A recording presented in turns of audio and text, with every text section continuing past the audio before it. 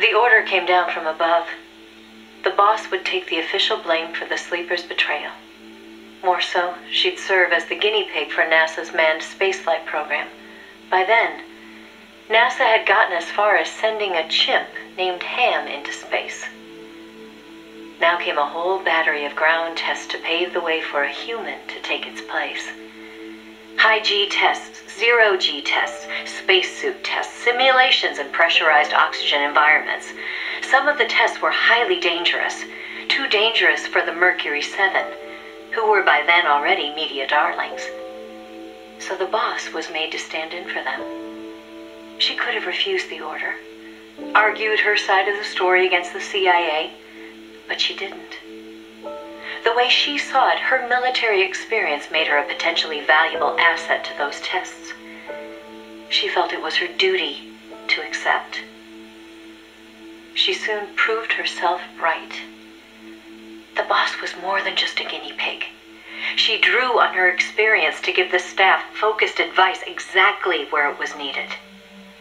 NASA's space program took off again. At the rate they were going, putting a man in space seemed within reach. The higher-ups at NASA were impressed with her talents. They took to calling her the 8th astronaut, the Mercury Lady.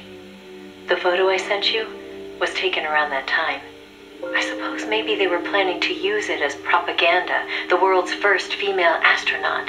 But then, just as things were looking up, they hit a new snag. The government told them to add a window. There were no windows in NASA's spacecraft back then. Ham never saw the stars around him. But Washington insisted. Their sources told them Soviet spaceships had windows. Space exploration as a form of propaganda in itself. After all, what was the point of sending a man into space if he couldn't tell the world what he'd seen? Most of all, though, they simply couldn't have the Russians doing something they couldn't. It was sheer madness, and everybody knew it. NASA was already facing impossible deadlines. Now they were adding yet another element of uncertainty to the mix. Installing a window would both weaken the spacecraft and make it harder to shield the occupant from cosmic rays. They weren't about to put their Mercury 7 golden boys in that kind of danger. So the boss was chosen as the pilot instead. Even if she made it up into space, she was given less than a 20% chance of returning to Earth alive. But she took it in stride, even helping them make the necessary design changes to the Mercury capsule. It was like going to work every day at NASA to make her own coffin. Then, without warning, the US received intelligence that the Soviets had moved their Vostok spacecraft to the launch site. The launch was set for the following day, April 12th, 1961. America couldn't let the Soviets beat them with Vostok. NASA was forced to cut short the testing process and move the launch date up. They pulled out all the stops to get it scheduled for the earliest hours of the next day. The spacecraft would be launched from Cape Canaveral in the dead of night. For the flight path, they chose a course that would take her as far east as possible. She'd be able to see the Earth in daylight from the window, at least for a little while. The boss climbed into the Mercury capsule, having completed less than 80% of the regular flight procedures.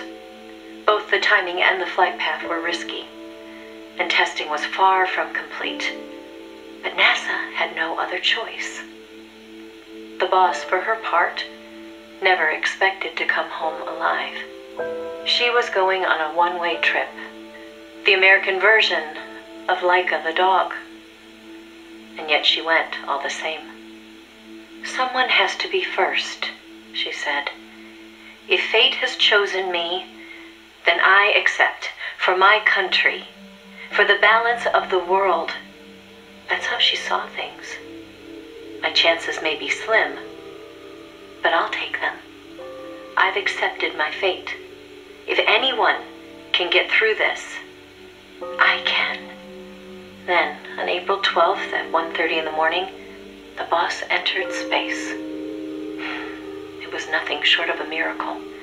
First, that she'd made it in an incomplete spacecraft, and second, that her flight coincided almost exactly with Gagarin's.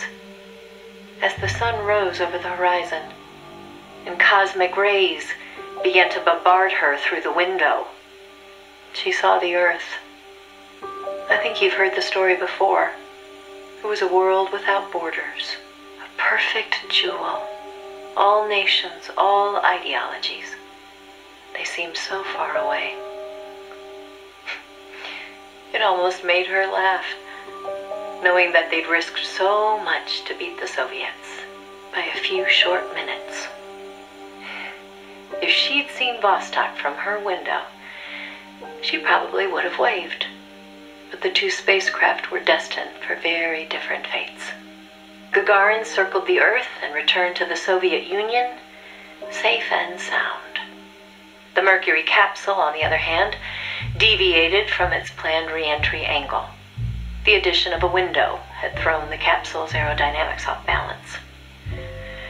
The boss's coffin veered wildly off course and began to plunge earthward.